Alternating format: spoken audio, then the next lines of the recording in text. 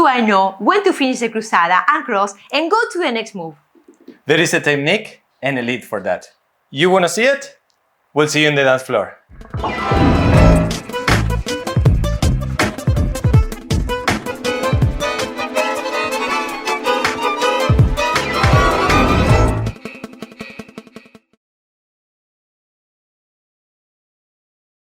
Hello everybody, welcome to our new video. We're going to talk today about crossing, uncrossing, and how I get the lead to go to the next step. Before that, I would like to remind you, if you are new to the channel, make sure to subscribe and activate the bell notification. Also, if you like what you see, put a like, it'll be much appreciated. If you have any question, you can write a comment below. So now, let's dance together.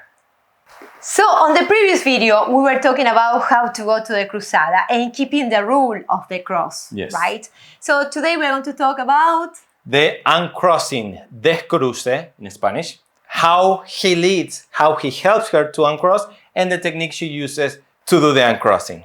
Okay, we'll show you. So we're Yes. going to the cruzada, like we did on the last video. Step number 4, 2, 3, cruzada. Now, his torso is a little bit in this angle.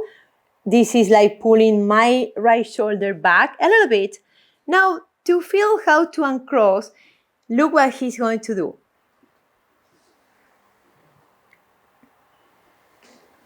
Now, for the leaders, when we change body weight, we are pulling actually without moving front. I'm rotating her to make her face us a little more.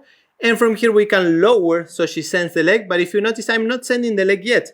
Once we have her leg out, from there, we can go to a normal resolution.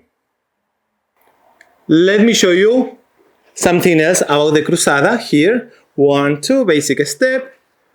Inviting her into the cross as we saw in the previous video. And here is the thing, I'm rotating her to change body weight, but at the same time, I'm changing body weight. So my whole body is rotating her.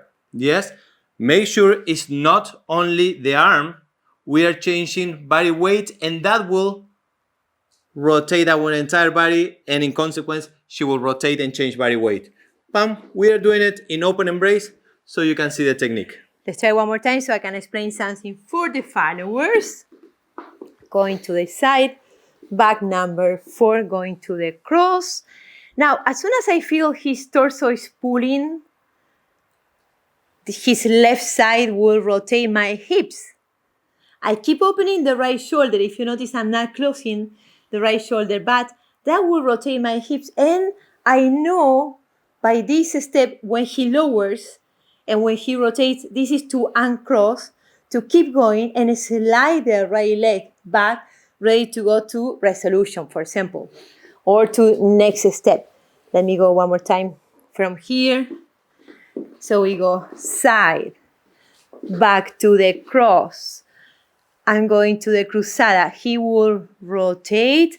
That will uncross my foot, my right foot. He's up here, so I don't have to step. I have to have my right foot free of weight to go to any direction. If he can go back for me, front for him, he can go to the side, to any direction. He can go to the front. So I have my right foot free to go because he's lowering without body weight change. If you notice, he's lowering. This is only to slide my foot back, his foot front, to make it larger if he needs. From here, we go to the next point. Side and together. Let us show you how it looks in close embrace as well. We use exactly the same technique, so you can do it in open or close embrace. Bottom, walking into the cruzada invitation, change weight, and lowering to create the resolution. So let's show you in this position. We're going to the side. Step number 4, going to the cross.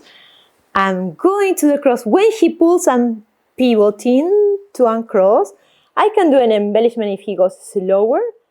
And then slide, side, feet together, and close. Congratulations for all the work you've done. So if you want to dive a little deeper, we have a place where you can find all the videos you need. Yes, it's called Online Tango Training. All the information is on our website, miriamleonardotango.com. We'll see you on the next video.